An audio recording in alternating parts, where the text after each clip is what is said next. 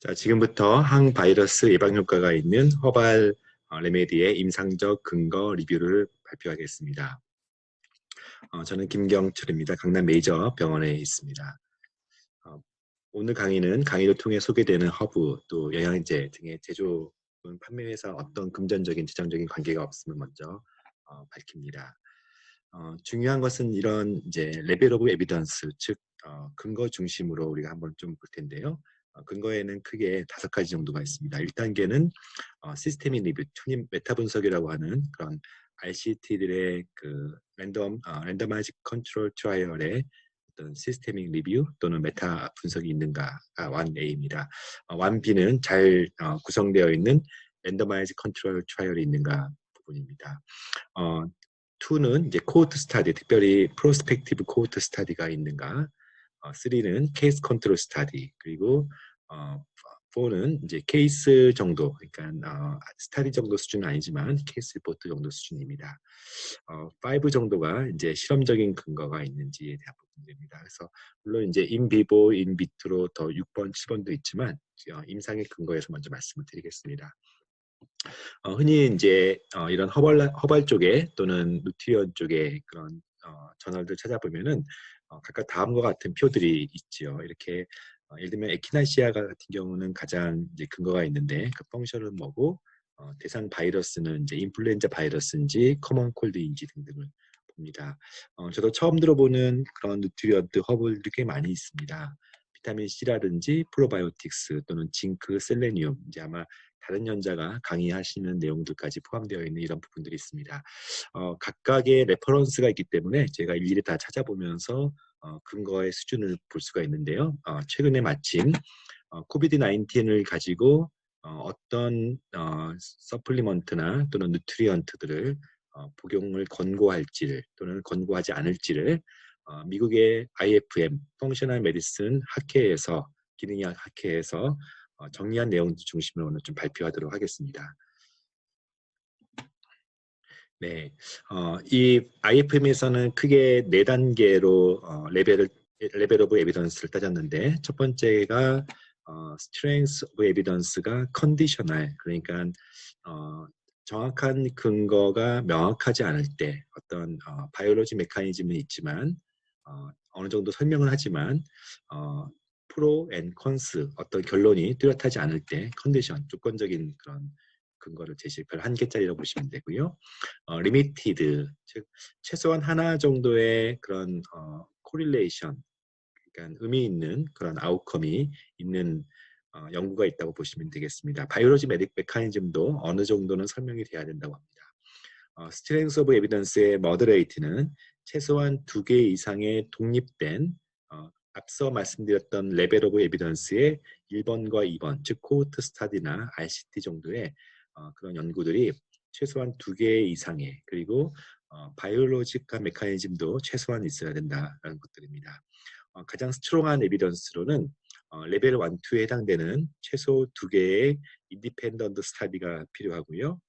가능한 인터벤션 스타디가 있으면 좋겠고, 무엇보다 바이올로지컬 메커니즘이 fully explained, 즉 충분히 설명돼야 한다는 것들이 어떤 레벨의 차이를 볼 수 있습니다. 항상 이런 에비던스를 중요시 여기지만 동시에 위해를 가하지만 안 되기 때문에 리스크 오브 함에 대해서는 마일드, 모더레이트, 시그니피컨트 또는 시비어 단계로 해서 해와 또는 이득에 대한 부분들을 잘 정량화시킨 특징이라 할 수 있겠습니다. 가장 많이 먹는 어떤 감기가 걸렸거나 특히 이제 미국 같은 경우는 쉽게 감기나 인플루엔자가 있다고 해서 진료를 볼 수 있는 상황이 아니기 때문에 곳곳에 있는 그런 파마시, 드럭스토어에서 흔히 허발 메디슨이나 또는 OCT 같은 것들을 많이 판매하는데요. 그중에서 미국에서 감기로 가장 많이 판매하는 것이 에키나시아입니다. 에키나시아에 대해서는 굉장히 많은 연구들이 좀 수준 높은 연구들이 많이 있고요. 유사한 그 코브, 즉 사스나 메르스나 또는 이런 코로나 바이러스와 관련된 그런 실험적인 연구들도 있습니다.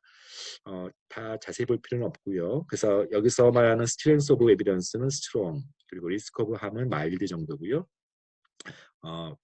바이러스 항체를 강화시키는 데 도움된다, 이렇게 이해가 되면 되겠습니다. 대표적인 연구, 특별히 이제 메타 분석을 좀 봤는데요. 란셋에 실린 2007년도에 나왔던 논문에서는 커먼 컬드, 즉 감기에 대해서 에키나시아가 예방 또는 치료에 효과가 있는지를 메타 분석한 경우입니다. 그게 한 10개 정도의 그런 각각 독립된 임상 연구들을 정리한 결과 여기서 보여주는 것은 어떤 인시던스를 예방하는지, 즉 감기 예방 효과가 있는지를 봤을 때 약 그 오즈 레이쇼가 0.4, 그러니까 0.418 정도니까 한 40% 정도, 58% 정도의 예방 효과가 있다라고 볼 수가 있겠습니다. 꽤 큰 차이를 가지고 어떤 의미 있는 메타 분석을 할 수가 있겠다 하겠습니다. 두 번째가 이제 퀄세틴인데요.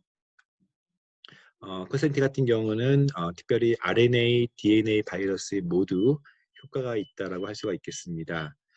퀄세틴 같은 경우는 특별히 그 미국에서도 많이 사용되는 그런 서플리먼트, 이게 이제 바이오플라보노이드 효과가 있다라고 해서 바이타민 A 같은 효과가 있습니다. 엔티 인플라메터리, 엔티 옥시던트 효과가 있다고 할 수가 있겠습니다. 메커니즘에 대해서는 이런 바이러스를 이넥티베이션 시키거나 또는 특별히 인플라마솜이라고 하는 그런 이제 면역 기전을 모듈레이션 한다고 돼 있고요. 스트렝스 오브 에비던스는 머더레이트, 리스크 오브 함은 마일드하다고 돼 있습니다.